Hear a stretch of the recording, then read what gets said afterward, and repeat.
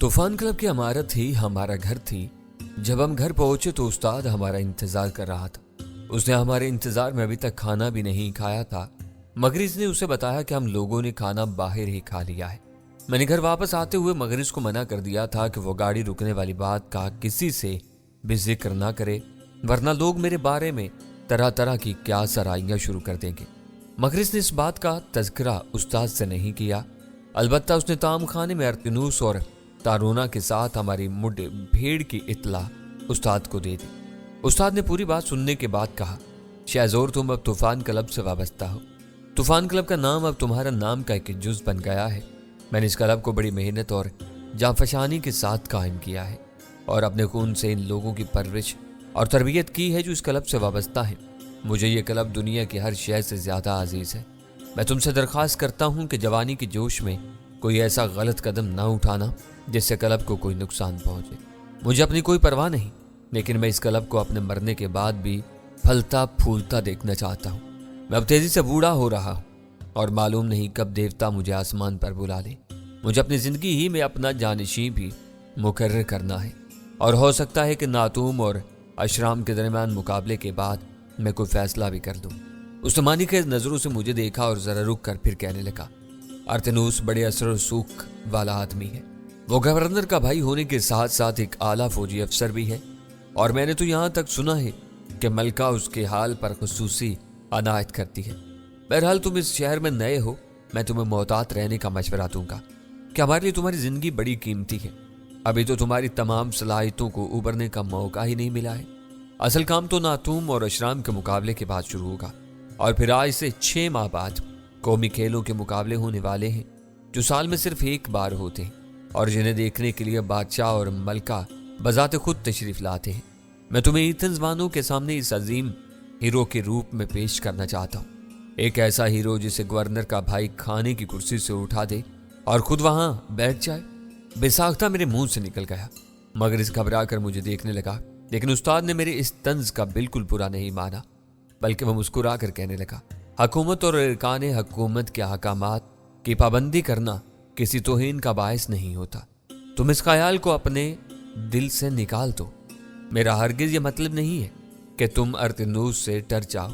अगर अर्तनूस कोई गलत हरकत करता है तो मैं इतने वसाइल रखता हूँ कि बराह रास्त शहनशाह तक पहुँच सकता हूँ और अर्तनूस को लगाम भी दे सकता हूँ। मैंने इस शहर में अपनी ज़िंदगी गुजारी है और यहाँ के सारे उमरा और रुअसा मेरी बहुत इज्जत करते हैं। अगर अर्तनूस हमसे महाजराई चाहेगा तो हम उसके लिए तैयार हैं, लेकिन मकसद सिर्फ ये है कि हत्तुल मकदूर अहले इक़्तिदार से उलझने से गुरेज करना चाहिए। अब तुम लोग जाकर आराम करो और बेफिक्र रहो। हम दोनों अपने अपने कमरों में चले गए और दूसरे दिन दोपहर को एक नया वाक़या पेश आया। मगरिस ने ऊपर आकर मुझे बताया कोई मुझसे मिलने के लिए आया है। मुझसे मिलने के लिए? मैंने हैरत से कहा, लेकिन मैं तो उस शहर में किसी को भी नहीं जानता, मुझसे कौन मिलने आएगा? तुम लोगों को नहीं जानते, लेकिन लोग तो तुम्हें जानते हैं। मगरिस एक अजीब अंदाज से मुस्कुरा कर बोला। उसकी मुस्कुराहट में मुझे कोई खास बात पोशीदा महसूस हुई। मैं मगरिस के साथ नीचे आया। मगरिस ने आने वाले को एक कमरे में बिठा दिया था जो इमारत के एक दूर दराज कोशे में वाक़ था। हम दोनों इस कमरे में दाखिल हुए तो एक गुलाम हमारा मुंतजिर था। वो हमें देखते ही खड़ा हो गया और उसने झुक कर हमें ताज़ीम दी। इन्हीं के लिए पैगाम है? मगरिस ने पूछा। जी हाँ, गुलाम ने अदब से जवाब दिया। कल मैं अपनी मलका के साथ था और मैंने इन्हें ताम खाने में देखा था। मलका ने मुझे हदायत की है कि आपके ज़रिए इनसे राब्ता कायम करने की कोशिश करूं। मलका आपको खूब जानती है और आपके फ़न को खूब सराहती है। उन्होंने मेरे ज़रिए आप तक अपनी ये गुजारिश भी पहुंचाई है कि आप इस बात का किसी से तज़किरा न करें और सुनहरी रंगत वाले नोवार्ड को कल दोपहर को उनके पास भेज दें। वो मुलाकात की ख्वाहां है। मैंने पहली नज़र में तो गुलाम पर कोई तवज्जो नहीं दी थी, लेकिन जब मैंने उसे गौर से देखा तो मैं उसे पहचान गया। इन 4 गुलामों में से था जिन्हें कल मैंने अर्तनूस और तारूना के साथ देखा था। ये बात अब मालूम हुई थी कि यह शख्स है अर्तनूस का नहीं बल्कि तारूना का गुलाम था। सुना तुमने शहजोर? मगरिस ने मुझसे मुखातिब होते हुए पूछा। तुमसे मुलाकात की ख्वाहिशमंद है मलका और कल दोपहर उसने तुम्हें अपने घर बुलाया है, लेकिन वो मुझसे क्यों मिलना चाहती है? मैंने मगरिस और गुलाम दोनों की तरफ बारी बारी देखते हुए पूछा। ये तो तुम्हें वहां चलकर ही पता चलेगा, मगरिस ने जवाब दिया। ठीक है, उसने गुलाम से मुखातिब होकर कहा। शहजोर आ जाएगा, लेकिन अपनी मलका से कह देना कि शहजोर अभी इस शहर में नवार थे और उस्ताद का हुक्म है कि वो तनहा कहीं भी ना जाए। इसलिए मैं इसके साथ आऊंगा। गुलाम ताजीम देकर रुखसत हो गया। तुम खुशकिस्मत हो शाहजोर कि तारोना ने खुद तुमसे मुलाकात की ख्वाहिश का इजहार किया है, वरना तारोना ऐसी औरत है जिसके आगे बड़े बड़े लोग नाक रगड़ते हैं और वो इन्हें घास तक नहीं डालती।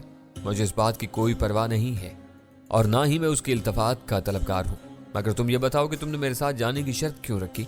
मैंने सवाल किया। बात यह है कि हमें उस्ताद से छुप कर वहाँ जाना है।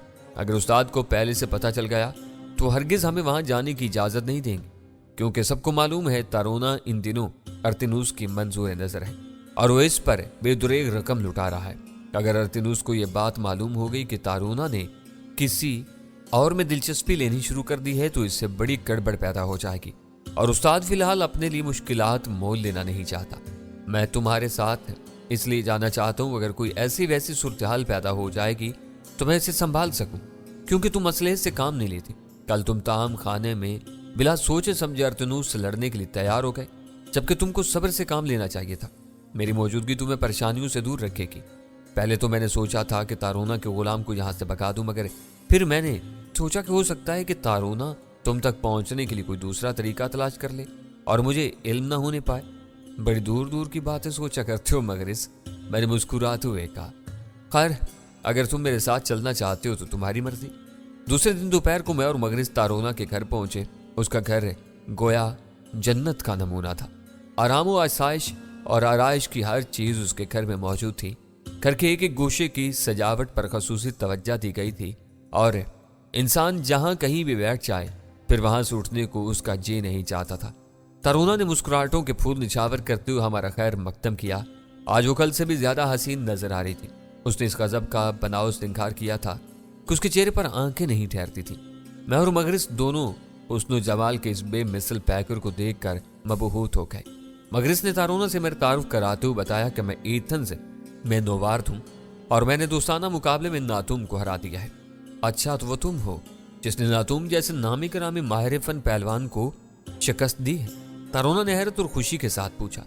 मैं इस बारे में सुन चुकी हूँ कि नाकाबिले शिकस्त नातूम एक अजनबी पहलवान दोस्ताना मुकाबले में हार गया है। उसके बाद वो काफी देर तक मुझसे मेरे बारे में सवालात करती रही और मैं अपने जवाबों के जरिए उसके जज्बा तहसीन को मुतमईन करने की कोशिश करता रहा। हसीनो जमील कनीज़ों ने मशरूबात और फलों के ढेर हमारे सामने रख दिए। थोड़ी देर तक ये शुगल जारी रहा। फिर तारोना ने मगरिस से मुखातिब होकर कहा, अगर बहादुर और मुअज़्ज़ज़ मगरिस इजाजत थे तो मैं इसके दोस्त शाहजोर से तन्हाई में चंद जरूरी बातें कर लूं। दरअसल मैं कल के वाक़े के बारे में इससे कुछ पूछना चाहती हूँ, मेरी तरफ से इजाजत है? मगरिस ने जवाब दिया और तारोना मुझे लेकर एक दूसरे कमरे में आ गई जो उसकी ख्वाबगाह थी। इस कमरे का तिलिस्माती माहौल इंसान को बेखुद कर देने के लिए काफी था। खिड़कियों पर नर्म रेशम के रंगीन पर्दे ससरा रहे थे। फर्श पर मोटे कालीन में पैर धन से जा रहे थे। लंबे चौड़े बिस्तर की साफ और शफाफ चादरें दूध की तरह उजली थी। इन पर बहुत से रंग बिरंगे तकियों का ढेर लगा हुआ था। मेज पर शराबों की सुराहियां और जाम करीने से सजे हुए थे। दीवारों पर मुतअद्दिद तस्वीरें लगी हुई थी। कमरा क्या था? अच्छा खासा तिलिस्म खाना था। तारोना मेरा हाथ पकड़कर बिस्तर पर बैठ गई। रोशनियों की पुरस्रार दुनिया से आने वाले अजनबी मुसाफिर, ये बताओ कि क्या तुम किसी सोने की कान से बरामद हुए हो? तारोना ने अपनी आंखों में सारी दुनिया की मोहब्बत समेटते हुए मुझसे पूछा। मैं तुम्हारी ही तरह का एक इंसान हूँ, मैंने मुस्कुरा कर जवाब दिया। कुदरत ने मेरी जिल्द की रंगत तुम लोगों से मुख्तलिफ बनाई है और बस नहीं, बस नहीं, तारोना ने जवाब दिया। ये बताओ अजनबी कि तुम्हारे जिस्म के अंदर कितने घोड़ों को रोक लेने की ताकत मौजूद है? 2 घोड़ों को तो कल तुमने मेरी आंखों के सामने अपने महज एक हाथ से रोक दिया। दोनों हाथों से तुम कितने घोड़ों को रोक सकते हो? मैं हैरान हूं कि इसे तुम्हारी जिस्मानी कुव्वत समझूं या देवताओं की बख्शी हुई कोई माफूक फितरत ताकत। असल में मगरिस को भी यही गलतफहमी थी। मैंने बात बनाने की कोशिश करते हुए कहा, यह महज एक इत्तिफाक था कि मेरे गाड़ी को हाथ लगाने के साथ ही घोड़ों ने पीछे हटना बंद कर दिया, वरना मैं भला किस तरह घोड़ों को रोक सकता था? मैं इस बात के लिए इसरार नहीं करूंगी शाहजोर कि तुम मुझे अपनी असल हकीकत से आगाह करो। हो सकता है कि ये किसी देवता की देन हो और तुम इसका इजहार न करना चाहो, लेकिन यह बात मैं अच्छी तरह जान गई हूं कि तुम एक गैर मामूली इंसान हो। तुम्हारी जैसी ताकत का मुजाहरा मैंने आज तक नहीं देखा शाहजोर। कल से ही मैं तुम्हारे शहर में गिरफ्तार हो गई थी और मुझे तुम्हारे करीब आने से कोई नहीं रोक सकता। और अर्तिनूस का क्या होगा? मैं इसे मना कर दूंगी कि वो आइंदा यहाँ ना आए। वह हर माह मुझे एक भारी रकम इस शर्त के साथ दे रहा है कि मैं सिर्फ उसकी होकर रहूंगी, लेकिन मैं उसकी सारी रकम वापस कर दूंगी। मेरे पास पहले ही दौलत के अंबार लगे हुए हैं। میں اسے اس سے بھی زیادہ دولت دے سکتی ہوں جتنی وہ اب تک مجھے دے چکا ہے، لیکن وہ گورنر کا بھائی ہے اور ایک اعلیٰ فوجی افسر بھی۔ میں نے کہا لیکن میرے بھی ملکہ سے خصوصی مراسم ہیں، وہ میرے حال پر خاص عنایت کرتی ہے۔ مجھے یقین ہے کہ ملکہ کی فرمائش کے بعد ارتنوس مجھے یا تمہیں کوئی نقصان نہ پہنچانے کی جرت نہیں کر سکے گا۔ میں تو تمہارے لیے مرنے کے لیے بھی تیار ہوں، لیکن میں یہ نہیں چاہتی کہ تمہیں کوئی نقصان پہنچے۔ میں کل ہی شاہی محل جا کر ملکہ کے حضور حاضری دوں گی اور ان سے کہوں گی کہ میں ارتنوس کو چھوڑ رہی ہوں۔ پھر میں ارتنوس کو بھی سب کچھ بتا دوں گی اور اسے کہوں گی کہ میرا اور اس کا معاہدہ ختم ہو چکا ہے۔ میں اپنی بقیہ زندگی تمہارے قدموں میں گزار دوں گی۔ میرے بن جاؤ شہزور، میرے بن جاؤ نا۔ سنو تارونا، میں نے محبت سے اس کے چہرے کو اپنے دونوں ہاتھوں سے تھامتے ہوئے کہا، تمہیں انتظار کرنا ہوگا۔ مجھے یقین ہے کہ ارتنوس اتنی جلدی تم سے دستبردار نہیں ہوگا اور کافی ہنگامے کھڑے ہوں گے۔ میں نہ تو ارتنوس سے ڈرتا ہوں اور نہ ہنگاموں سے، لیکن میں اپنے استاد کو فی الوقت کسی مشکل میں نہیں ڈالنا چاہتا۔ تمہیں 1.5-2 ماہ تک صبر سے کام لینا ہوگا، اس وقت تک جب تک ناتوم اور اشرام کے درمیان مقابلہ ختم نہ ہو جائے، اور ہو سکتا ہے کہ ناتوم کی شکست کی صورت میں مجھے اشرام سے مقابلہ کرنا پڑے۔ تب تک تمہیں بالکل خاموش رہنا ہوگا اور ارتنوس کو بھی کچھ بتانے کی ضرورت نہیں ہے۔ وقت آنے پر میں خود ہی اس سے نمٹ دوں گا۔ تمہیں اس سلسلے میں کچھ نہیں کرنا ہے، تھوڑا سا انتظار اور پھر میں تمہیں یہاں سے کہیں دور لے چلوں گا۔ میرے ان الفاظ نے تارونا پر جیسے جادو کر دیا۔ میں 1.5-2 ماہ تو کیا ساری عمر تمہارا انتظار کر سکتی، جیسا تم کہو گے ویسا ہی ہوگا شہزور۔ لیکن آؤ اس مہلت کو جو آج ہمیں حاصل ہے رائگاں نہ جانے تھے۔ لیکن میں نے اس کا ہاتھ پکڑ کر سختی سے منع کر دیا، ابھی نہیں، باہر مغرب میرا منتظر ہے، اب کافی دیر ہو گئی ہے، استاد ہماری تلاش شروع کرا دے گا۔ جیسی تمہاری مرضی، تارونا نے پھیکی مسکراہٹ کے ساتھ کہا اور کھڑی ہو گئی۔ جیسے ہی ہم تارونا کے گھر سے نکل کر سڑک پر آئے، ہم نے اپنے سامنے سے ناتوم کو گزرتے دیکھا۔ وہ غیظ آلود نظروں سے ہمیں دیکھتا ہوا گزر گیا۔ کیا یہ ہمارا پیچھا کر رہا تھا؟ میں نے مغرب سے پوچھا۔ شاید، مغرب نے فکر مندی سے جواب دیا۔ اس نے ہمیں تارونا کے گھر سے نکلتے دیکھ لیا ہے اور اب یہ ضرور کوئی خرابی پیدا کرے گا۔ اگر استاد کو پتہ چل گیا تو بڑی بری بات ہوگی۔ میں نے استاد سے ساری بات چھپائے رکھی ہے۔ کوئی بات نہیں، میں نے کہا، ہم استاد کو یقین دلا دیں گے کہ آئندہ ہم سے ایسی غلطی نہیں ہوگی۔ لیکن ناتوم نے ہماری توقعات سے زیادہ خطرناک قدم اٹھایا۔ دوسرے روز مغرب نے مجھے بتایا کہ تارونا کا غلام اس کے پاس آیا تھا اور تارونا نے کہلوایا کہ ارتنوس کو ناتوم کے ذریعے اس بات کی اطلاع مل گئی ہے کہ شہزور اور مغرب اس کے گھر آئے تھے اور کافی دیر تک اس کے پاس رہے تھے۔ ارتنوس کو تارونا کو کڑی سرزنش کی ہے اور یہ دھمکی دی ہے کہ اگر اس نے آئندہ سے شہزور کے ساتھ کہیں بھی اسے دیکھا تو وہ سنہری رنگت والے دہقانی کو قتل کرا دے گا۔ تارونا نے اپنے خصوصی معتمد ملازم کے ذریعے ہمیں ہوشیار رہنے کی ہدایت کی تھی۔ مجھے ناتوم کی اس کمینگی پر سخت غصہ آیا، مگر اس نے بھی اس کی اس حرکت پر سخت اظہار نفرت کیا۔ لیکن مشکل یہ تھی کہ ہم نہ تو استاد سے اس کی شکایت کر سکتے تھے اور نہ ہی ہم خود اس سے کچھ کہہ سکتے تھے۔ میں اگر چاہتا تو ناتوم اور ارتنوس وغیرہ سب کے مزاج درست کر سکتا تھا، لیکن ابھی صبر سے کام لینا تھا۔ اور یہ اس واقعے کے 2 دن بعد کی بات ہے۔ میں اور مغرب سے تقریباً روزانہ ہی شام کو گھومنے پھرنے نکل جاتے تھے اور اکثر رات کو کافی دیر سے واپس آتے۔ اس دن واپسی میں ہمیں کافی دیر ہو گئی تھی۔ شراب کے نشے میں چور ایک مہ نوش بری طرح میرے پیچھے پڑ گئی تھی اور اس سے جان چھڑانا مشکل ہو گیا تھا۔ ہم لوگ جب اس کے عشرت قدے سے باہر نکلے اور گھر کی طرف روانہ ہوئے تو کافی آگے جا کر ہمیں ایک گلی سے مڑ کر گزرنا تھا جس کے ایک طرف جانوروں کے باڑے کی اونچی اونچی دیواریں تھیں۔ گلی بالکل سنسان تھی اور دور دور تک سناٹا پھیلا ہوا تھا۔ اچانک سامنے سے 2 نقاب پوش گھڑ سوار نمودار ہوئے اور انہوں نے ہمارا راستہ روک لیا۔ ہمیں اپنے پیچھے بھی آہٹیں سنائی تھی۔ ہم نے پلٹ کر دیکھا، دونوں نقاب پوش گھڑ سوار ہمارے پیچھے کھڑے تھے۔ ہمیں آگے اور پیچھے دونوں طرف سے گھیرا جا چکا تھا۔ نقاب پوشوں نے ہمیں سنبھلنے کا کوئی موقع نہیں دیا اور آنن فانن تلواریں سونت کر میدان میں آ گئے۔ میری مشکل یہ تھی کہ مغرب کو کس طرح ان لوگوں کے حملوں کی یلغار سے محفوظ رکھوں، کیونکہ حملہ آوروں نے ہمیں دونوں طرف سے گھیر لیا تھا۔ ہمارے دائیں اور بائیں طرف جانوروں کے باڑوں کی اونچی اونچی دیواریں تھیں اور آگے اور پیچھے نقاب پوش حملہ آور تھے۔ ہم رائے فرار بھی اختیار نہیں کر سکتے تھے۔ ظاہر ہے کہ مجھے اپنی تو کیا فکر تھی، البتہ مغرب کی جان بچانے کے لیے کچھ کر گزرنا ضروری ہوتا تو میں اس سے بھی گریز نہیں کرتا۔ مگر مغرب نے صورتحال کا جائزہ لے لیا تھا۔ اس نے فوراً نیام سے تلوار کھینچ کر نکال لی۔ میں اس میں معمول خالی ہاتھ تھا۔ گھڑ سواروں نے مغرب پر اور مجھ پر حملہ کیا۔ مغرب نے काफी होशियारी के साथ इन दोनों के वार तलवार पर रोके वो सिर्फ दिफाई अंदाज इख्तियार कर रहा था, और दूसरी तरफ दोनों नकाबपोशों की तलवारें मेरे बदन से आ टकराईं और उनकी तलवारें 2 टुकड़े हो गई। मैंने बिजली की सी तेजी से लपक कर घोड़े की टांग पकड़ ली और उसे मां सवार के ऊपर उछाल दिया। घुड़सवार समेत घोड़ा दूर जा गिरा और सवार उसके नीचे दब गया। घोड़ा घबरा कर खड़ा हुआ और सवार उसके नीचे से उठने की कोशिश करने लगा। उसको काफी चोटें आई थी। मैंने इन दोनों सवारों को नजरअंदाज करते हुए अपने पुश की तरफ तवज्जो दी, मगर इस वाकई सिपाहियाना फन से वाकिफ था। उसे मेरी तरफ देखने की हमाकत नहीं की और दोनों सवारों को रोकने में लगा रहा। मैंने आगे बढ़कर मगरिस पर हमला करने वालों में से एक को कमर से पकड़कर झटका दिया और वो नीचे गिर पड़ा, लेकिन उस असना में दूसरे हमलावर ने मगरिस के शाने में तलवार उतार दी। वो चीख के साथ नीचे गिर पड़ा था। उसके शाने से खून का फवारा बह रहा था। मैंने मगरिस पर हमला करने वाले को दूसरा मौका नहीं दिया और उसे घोड़े समेत फिजा में उछाल दिया। वो एक जोरदार चीख के साथ दूर जा गिरा। बाकी नकाबपोश मेरी इस अजीबो गरीब ताकत को देखकर सख्त खौफजदा हो गए। उन सब ने भाग जाने में ही आफियत समझी। जमीन पर गिरा हुआ नकाबपोश भी जल्दी से गिरता पड़ता उठा और उससे पहले कि मैं उस तक पहुंचता वो जल्दी से घोड़े पर सवार होकर भाग निकला। मैं अगर चाहता तो इन चारों में से कोई एक भी जिंदा वापस नहीं जा सकता था, लेकिन मुझे इनका पीछा करने की बजाय मगरिस की तरफ तवज्जो देनी थी। उसके शाने से खून तेजी से जारी था और मैं नहीं कह सकता था कि वो जिंदा है या मर गया। मैंने मगरिस के खून में डूबे हुए जिस्म को फूल की तरह उठाकर अपने शाने पर डाला और बिजली किसी तेजी के साथ घर की तरफ रवाना होने लगा। मैंने वो सफर चंद लम्हों में तय किया और क्लब में पहुंच गया। उस्ताद और दूसरे लोग सो चुके थे, लेकिन कई मुलाजमीन जाग रहे थे। वो मगरिस के बेजान जिस्म को देखकर हैरान रह गए कि वो पांव से सर तक खून में डूबा हुआ है। उसी लम्हे कुछ लोग उस्ताद को जगा कर ले आए।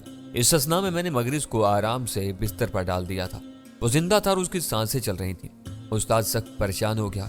मैंने उसे सिर्फ इतना बताया कि रात की तारीकी में हम दोनों पर 4 नकाबपोशों ने हमला किया, जिनकी शक्लें हम नहीं देख पाए।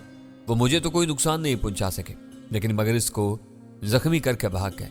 उस्ताद ने इस वक्त ज्यादा सवालों जवाब नहीं किए और फौरन मगरिस की मरहम पट्टी में मसरूफ हो गया।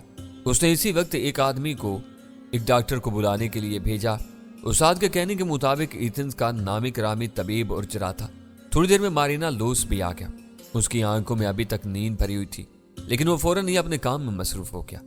वार ओछा पड़ा है, मारनिया लोस ने कहा।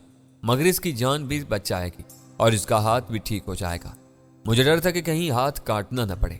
मैं पीने की दवा भी दूंगा, सुबह तक इससे होश आ जाएगा, फिर दवा पिला देना। फिर उसने मगरिस के जख्म को साफ करके उसमें कुछ दवाएं अंदर तक भरी और पट्टी बांध दी। अब खून रुक गया था। थोड़ी देर बाद मारीना लोस मुतमईन होकर रुखसत हो गया। मुझे यकीन था कि हमला करने वालों का मकसद मुझे हलाक करना था। वो यकीनन अर्तनूस के आदमी होंगे और इसीलिए उन्होंने नकाबें पहन रखी थी ताकि मगरिस इन्हें पहचान न ले। अर्तनूस ने तो महज तारोना को तंबी करने पर इक्तिफा किया था, लेकिन उसने मेरी हलाकत का पूरा बंदोबस्त कर दिया था और यह सब कुछ नातूम की वजह से हुआ। अगर वो हमारी मुखबरी न करता तो अर्तनूस को हमारी आमद का इल्म न होता। नातूम ने मेरे खिलाफ नहायत घटिया हरकत की थी, लेकिन मैं और मगरिस इस बारे में किसी से भी कुछ नहीं कह सकते थे। मुझे असल झुंझलाहट इस बात की थी कि मैं सब कुछ करने की कुदरत रखने के बावजूद कुछ नहीं कर सकता था। एक बार तो मेरे जी में आया कि मुकाबले वगैरह के इंतजार पर लानत भेजूं और नातूम और अर्तनूस को उनकी हरकतों की खुल्लम खुल्ला सजा दूं कि वो जिंदगी भर याद रखे। लेकिन फिर मैंने यही सोचा कि अर्तनूस से टक्कर लेने का मतलब होगा एथेंस की हुकूमत से टक्कर लेना, और ये काम मैं इस वक्त कर सकता था जब मैं यहाँ से चले जाने का फैसला कर लूं, क्योंकि इसके बाद यहाँ रहने का कोई मतलब नहीं था। एक बार फिर किसी देवता किसी आसमानी मखलूक किसी जिंदगी गुजारना और लोगों से अपनी प्रस्तिश करवाना, इसके लिए मैं कतई आमादा नहीं था। चुनाचे मैंने फैसला किया कि अभी कुछ दिन और इस सूरत हाल को बर्दाश्त करूंगा ताकि उस्ताद की उम्मीदों पर भी पानी ना फिरे और मैं भी कुछ अरसा एथेंस में सुकून से गुजार लूं। उस्ताद का ख्याल था कि हम लोगों पर हमला कराने में सरसब्ज वालों का हाथ है और वो मेरी कुव्वत के करिश्मों की दास्तानें सुनकर मुझसे खौफजदा हो गए हैं और मेरी हलाकत के दर पे हैं। वो बहुत गुस्से में था और उसने कहा कि वो सुबह तारिस के पास जाएगा और उससे इस बारे में बाज़पुरस करेगा, और अगर तारिस उसे मुतमईन करने में नाकाम रहा तो वो इस मसले को अदालत में ले जाएगा। लेकिन सुबह तक मगरिस को होश आ गया और उसने उस्ताद को समझाया कि यह हरकत सरसब्ज वालों की नहीं हो सकती, बल्कि शायद कुछ और लोग हमारे दुश्मन बन गए। اس نے بات بنانے کی غرض سے یہ بھی کہا کہ ہو سکتا ہے کہ شہزور کا کوئی دشمن اس کے اپنے وطن میں موجود ہو اور وہ اس کی تلاش میں یہاں تک آن پہنچا ہو۔ مجھے اور مغرض دونوں کو یہ بات اچھی طرح معلوم تھی کہ اس حملے میں کس کا ہاتھ ہے۔ صبح کو ناتوم بھی مغرض کی عیادت کرنے آیا۔ اس کی آنکھوں میں لومڑی کسی چمک ہے اور چہرے پر عیارانہ مسکراہٹ تھی۔ مجھے دیکھ کر وہ خاص طور پر مسکرایا۔ وہ پہلی بار مجھے دیکھ کر مسکرایا تھا۔ میں اس کی اس فتح مندانہ مسکراہٹ کا مطلب خوب سمجھتا تھا۔ اس وقت کمرے میں ہم تینوں کے سوا اور کوئی موجود نہیں تھا۔ تمہاری اس مسکراہٹ کا جواب میرے اوپر ادھار ہے میرے دوست، میں نے آہستہ سے ناتوم سے کہا۔ میں یہ ادھار ضرور چکاؤں گا۔ مجھے حملہ آوروں کے بھاگ جانے کا افسوس ہے۔ ناتوم مجھے کوئی جواب دینے والا تھا کہ اتنے میں استاد کمرے میں داخل ہوا۔ اس کے ساتھ ایک اور معمر شخص تھا جسے میں نہیں پہچانتا تھا۔ مغرض نے مسکرا کر اس شخص کو دیکھا۔ اس نے مغرض کی خیریت پوچھی اور اس کے بستر پر بیٹھ کر اس کے سر پر ہاتھ پھیرنے لگا۔ مجھے آج صبح یہ خبر ملی ہے، میں نے ایک آدمی کو مارینا لوس کے پاس ایک مرہم لینے کے لیے بھیجا تھا۔ مارینا لوس نے اسے بتایا کہ گزشتہ رات کو کسی نے مغرض کو زخمی کر دیا ہے، وہ اس کے علاج کے لیے گیا تھا۔ یقین کرو مغرض، مجھے اس بات سے سخت تکلیف پہنچی اور میں نے اشکند کو بتا دیا ہے کہ ذلیل حرکت سے ہمارے کسی آدمی کا کوئی تعلق نہیں۔ ہم لوگ بہادر ہیں اور بہادروں کی طرح جیتتے یا ہارتے، بزدلوں کی طرح تاریکی میں چھپ کر دشمنانہ حملے نہیں کرتے۔ مجھے تم سے یہی امید تھی طارس، استاد اشکند نے جواب دیا۔ اب مجھے معلوم ہوا کہ عیادت کے لیے آنے والا شخص سرسب کلب کا نگراں اور مالک طارس تھا۔ اچانک طارس کی نظر مجھ پر پڑی اور وہ بڑے غور سے میری سنہری رنگت اور سنہرے بالوں کو دیکھنے لگا۔ یہ کوئی نئی دریافت ہے اشکند؟ اس نے استاد سے پوچھا۔ استاد نے حت المقدور اختصار سے کام لیتے ہوئے میرے بارے میں اسے بتا دیا۔ دیکھنے میں تو یہ اتنا قوی ہیکل نظر نہیں آتا کہ ناتوم جیسے جوان مرد کو شکست دے سکے۔ طارس نے کہا، خیر ناتوم اور اشرام کا مقابلہ وہ لینے دو، پھر اس کے جوہر بھی آزما لیے جائیں گے۔ اس نے مسکراتے ہوئے کہا۔ وہ تھوڑی دیر بیٹھ کر رخصت ہو گیا۔ باقی لوگ بھی چلے گئے اور کمرے میں اور مغرض تنہا رہ گئے۔ مجھے اس بات پر سخت حیرت ہے کہ تم نے پیدل اور بغیر کسی ہتھیار کے ان 4 مسلح گھڑ سواروں پر کس طرح قابو پایا کہ وہ تمہیں کوئی بھی نقصان پہنچائے بغیر بھاگنے پر مجبور ہو گئے۔ مغرض نے تنہا ہوتے ہی مجھ سے پوچھا۔ مجھے یقین ہے کہ وہ ارتینوس کے آدمی تھے اور تمہیں ہی قتل کرنے کا ارادہ رکھتے تھے، لیکن وہ تمہارا بال بھی بیکا نہ کر سکے۔ آخر کیوں، جبکہ تم تو غیر مسلح تھے؟ مجھے اس بات کا سخت افسوس ہے مغرض کہ تمہیں میری وجہ سے اس مصیبت کا شکار ہونا پڑا۔ اگر تم مر جاتے تو مجھے زندگی بھر اس بات کا افسوس رہتا۔ تمہیں زندہ دیکھ کر سب سے زیادہ خوشی تو مجھے ہی ہوئی ہے۔ میں نے اس کے اصل سوال کو نظر انداز کرتے ہوئے کہا، مگر یہ میرے سوال کا جواب نہیں ہے۔ مغرض نے کہا، میں تو جاننا چاہتا ہوں کہ وہ لوگ بھاگے کیوں؟ کیا 4 مسلح گھڑ سوار ایک پیدل غیر مسلح شخص پر قابو پانے کے لیے کافی نہیں تھے؟ یہ بڑی عجیب سی صورتحال ہے۔ تم اس چکر میں زیادہ مت پڑو اور اپنے دماغ پر زور بھی مت ڈالو۔ میں نے اٹھتے ہوئے کہا، تمہیں آرام کی ضرورت ہے۔